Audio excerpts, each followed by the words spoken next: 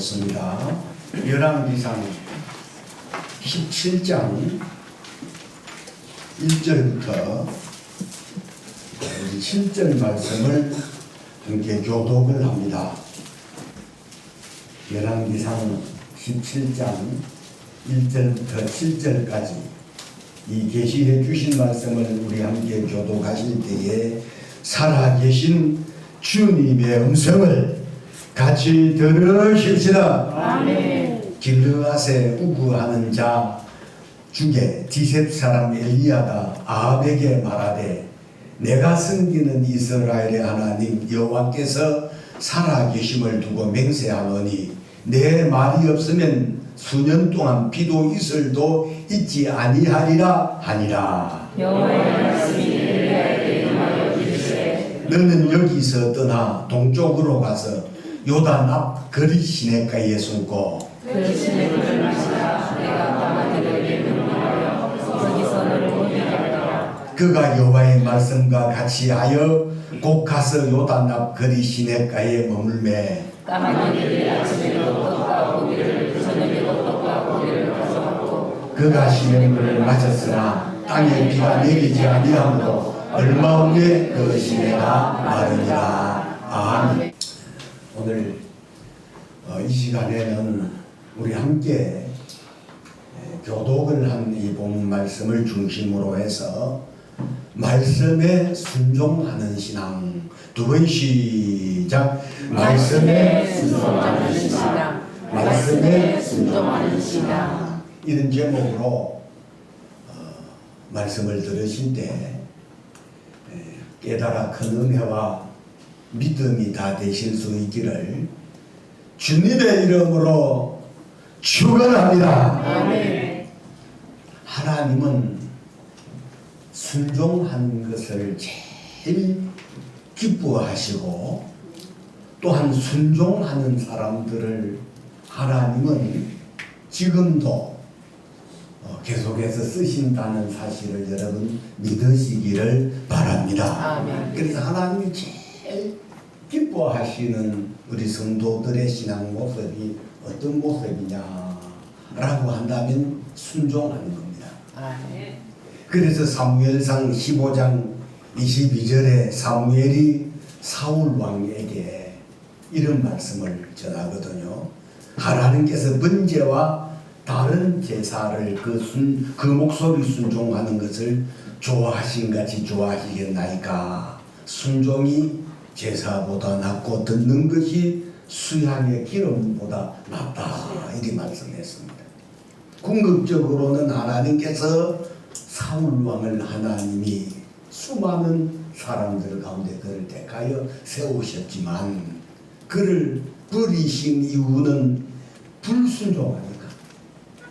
미련 없이 사울을 버리신 하나님, 지금도 하나님은 순종하는 사람은 쓰시고 순종을 하다가도 여러분 불순종하는 사람은 하나님이 지금도 버리신다는 사실 여러분 아시기를 바랍니다. 아멘. 그래서 하나님은 그때나 이때나 복되게 쓰시고 궁극적으로 쓰시는 사람들은 언제나 하나님의 말씀에 순종하는 사람들을 쓰신다는 사실을 믿으시기를 바랍니다. 아멘. 그래서 순종이라는 말씀은 헬라어로 시파코라고 하는 말인데, 이 말씀은 나를 책임지고 있는 분의 말씀을 명령으로 듣는 것을 순종이라고 하는 겁니다.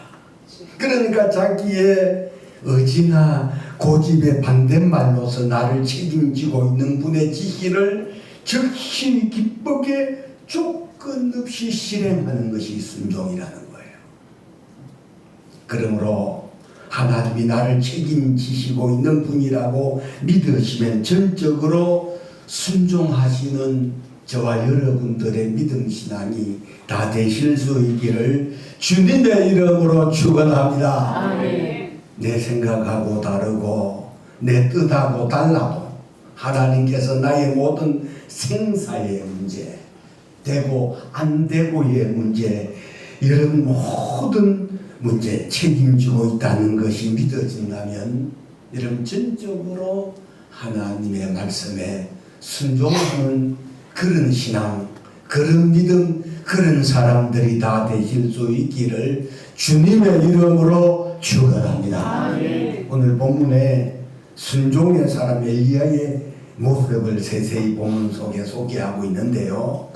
엘리야라는 사람이 등장하던 그 시대는 북왕국의 7번째 왕이었던 아방이 왕위에 즉위하고 있을 때 북왕국의 19명의 왕들하고 남왕국의 20명의 왕들을 도합해서 왕들 가운데 제일로 사악하고 포악했던 왕이 바로 아합이라고 하는 왕입니다. 이스라엘의 우상의 숭배자로 아합은 대단했었고, 그리하여 이스라엘 백성들이 하나님으로부터 점점 떠나가고 있었고, 하나님을 아는 지식이 팔레스타인 모든 지역에서 고갈되고 이스라엘의 역사는 날이 갈수록 어두워지고 있었습니다. 그러한 때 하나님께서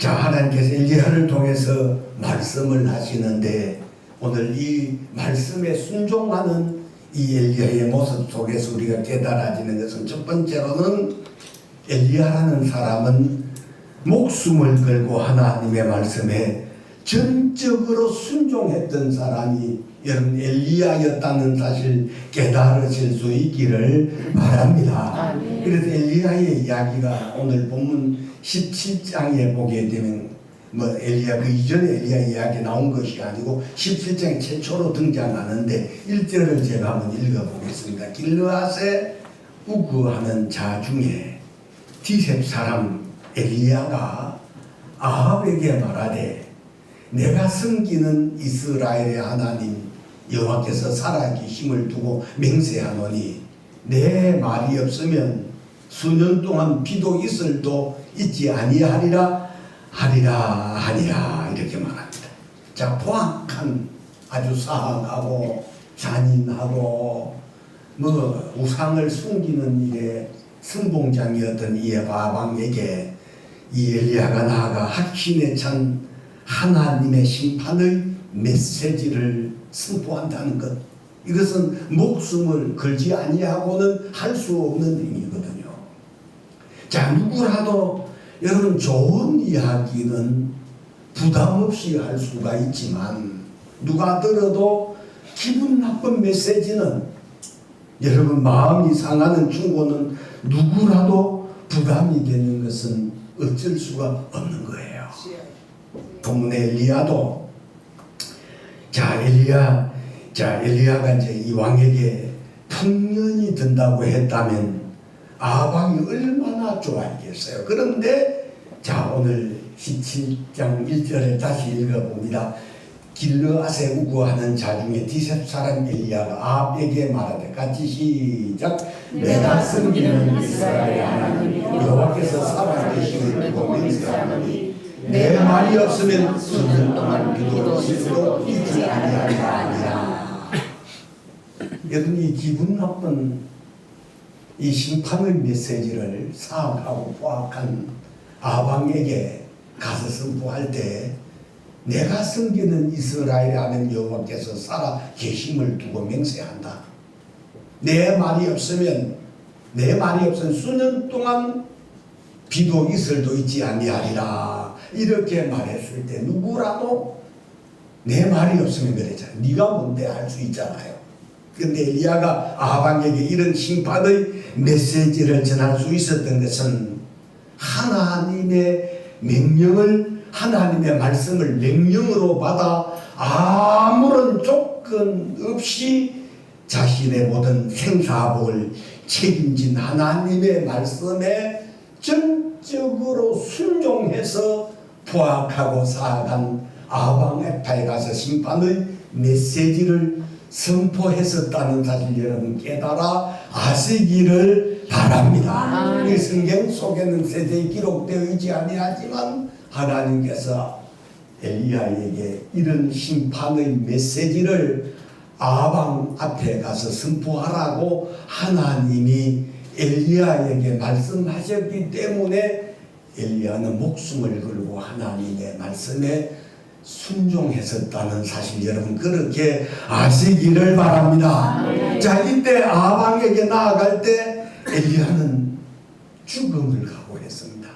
그런데 하나님은 심판의 메시지를 순종해서 전하는 이 엘리야를 하나님 여러분 2700년 전에도 쓰셨고 지금도 엘리야처럼 하나님의 말씀에 순종하는 사람들을 여러분 그 시대나 오늘 이 시대나 동일하게 쓰신다는 사실을 믿으시기를 바랍니다. 엘리야가 부담되는 이 심판의 메시지를 아방에게 가서 선포하라 이렇게 말씀하셨을 때 엘리야 하나님 부담스러워서 저 하면 어떻게 할 수 없습니다. 그리하지 아니하고 담대히 여러분 아방에게 가서 죽음을 각오하고 심판의 메시지를 선포한 엘리야에게 하나님이 뭐라고 말씀하시는 두 번째로는 하나님이 기뻐하시는 순종은 이유를 묻지 않는다는 거예요.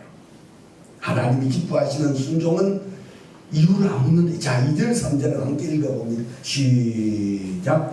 여호와의 말씀이 엘리야에게 임하여 이르시되 너는 여기서 떠나 동쪽으로 가서 요단 앞그리 시내가에 숨고. 자 심판의 메시지를 목숨을 걸고 선포했었는데 하나님이 엘리야에게 다시 말씀하시기를 너는 여기서 떠나 동쪽으로 가서 요단 앞그리 시내가에 숨으라고 말합니다. 당당하게 용감하게 담대하게 심판의 목숨을 걸고 심판의 메시지를 전했으면 죽을 때 죽더라도 당당하고 싶은데 하나님은 엘리야를 보고 말씀하시길 그리 시내가에 숨으라고 말씀하십니다.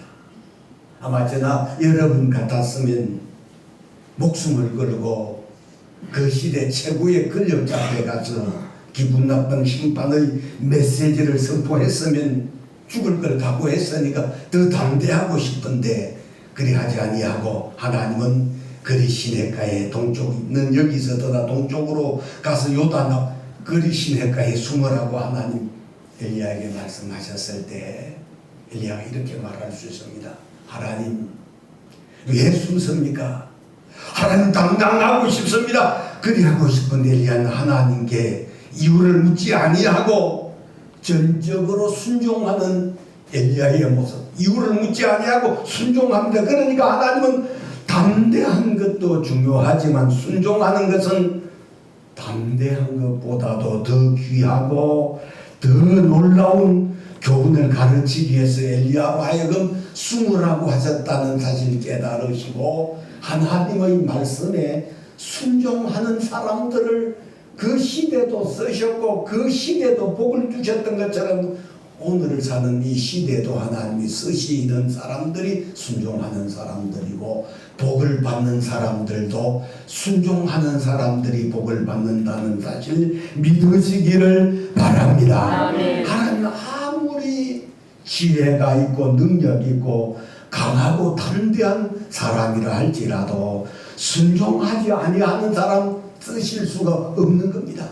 그러므로 여러분 영향력을 끼치는 그런 사람이 되기 위해서는 여러분 순종하는 법을 배우셔야 되고 순종하는 그 길이 복된 길이고 어찌 보면 당장 어찌 보면 미련해 보이는 순종 같을지라도 그 순종이 궁극적으로는 복되게 하시고 하나님께 영광을 돌리게 한다는 사실 믿으시기를 주님의 이름으로 축원합니다.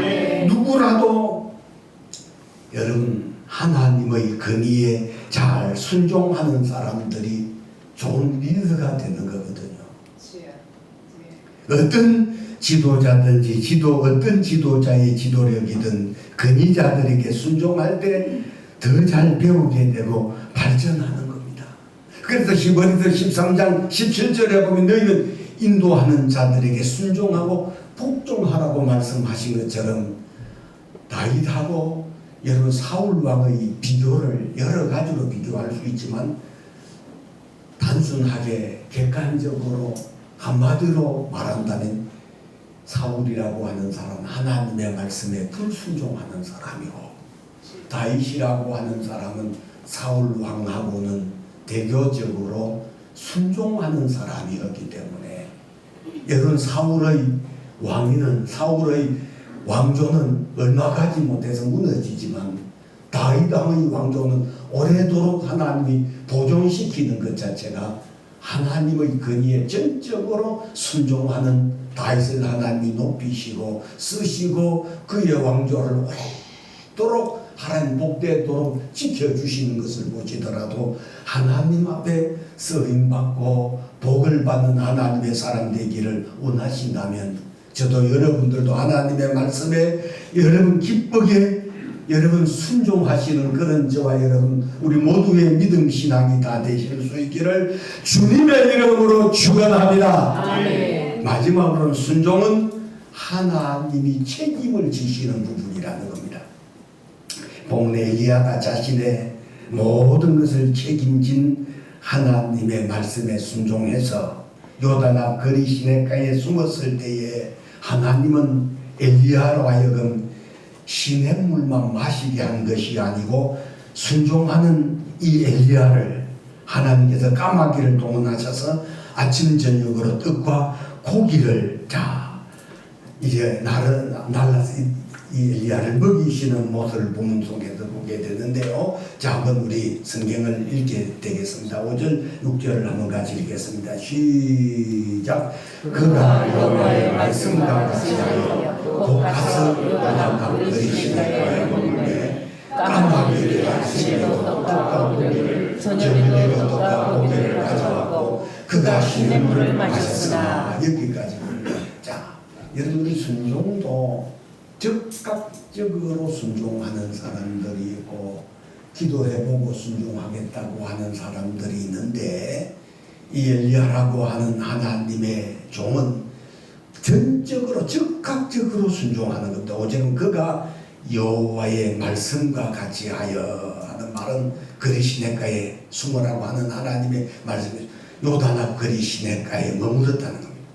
자, 그러니까 6절에는 까마귀들이 그래서 학자들의 말들에 의하면, 자, 우리 조루가 되는 날짐승인 이 까마귀들이었는가 하는 학자들도 있고, 아니면 까마귀를 여기 다른 사람들을 까마귀로 비유해서 말씀하셨을 것이다, 그렇게 말하는 학자들도 있지만, 여러분, 까마귀라고 하는 조루인 까마귀는 얼마나 개걸스럽고 절대로 양보라는 것을 모르는 것이 까마귀거든요.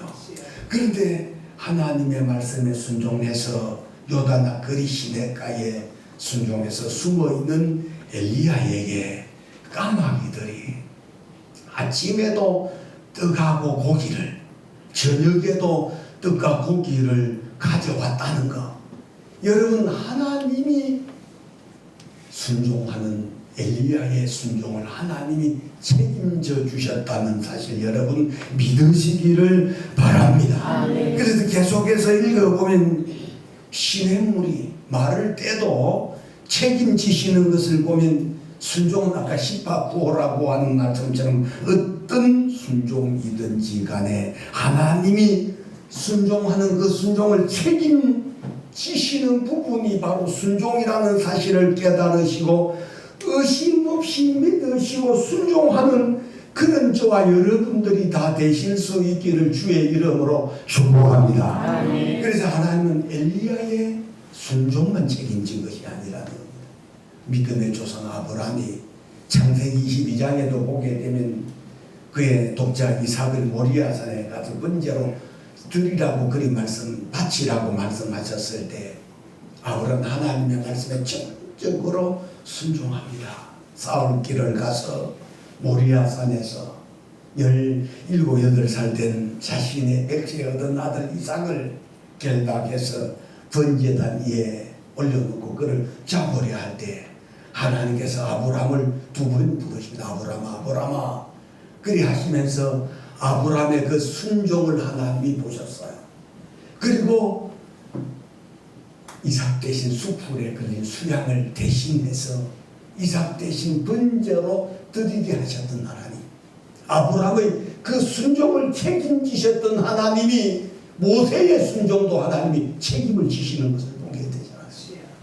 그를 향하여 홍해를 향하여 앞으로 나아가라고 말씀했을 때 모세는 이런 범람한 홍해 바다를 향하여 하나님의 말씀에 순종해서 뒤에는 여러분 성난 애국의 바로왕의 성난 병차들이 이들을 추격해 오고 앞에는 범람한 홍해 바다가 이들을 가로막았을 때 내가 들고 있는 지팡이를 향하여 바다를 향해 손을 내밀라고 했을 때 모세가 하나님의 말씀에 엎드려 기도하다가 순종하니까 여러분 그 홍해 바다가 열렸었던 것처럼 순종하는 그 순종은 하나님이 책임지신다는 사실을 깨달으실 때 순종하는 것 자체가 당장은 내가 손해보는 것 같고 내가 강탈당하는 것 같다 할지라도 내가 죽는 것 같다 할지라도 그 순종은 하나님이 책임지셔서 순종하는 사람으로 하여금 유익되게 하시고 복되게 하시고 영광스럽게 하신다는 사실을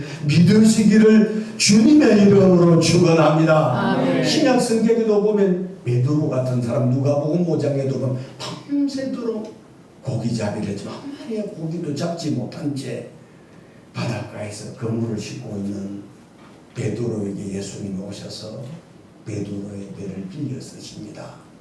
그리고 난 다음에 깊은 데로 가서 그물을 내려 고기를 잡으라고 말씀하셨을 때 여기 갈릴리 바다에서 잔뼈가 굵고 그리고 갈릴리 바다의 모든 실상을 다하는 베드로가 예수님의 말씀에 순종한다는 것은 도저히 여러분 논리적으로나 자기의 사람 상식적으로 이해할 수 없는 일이거든요.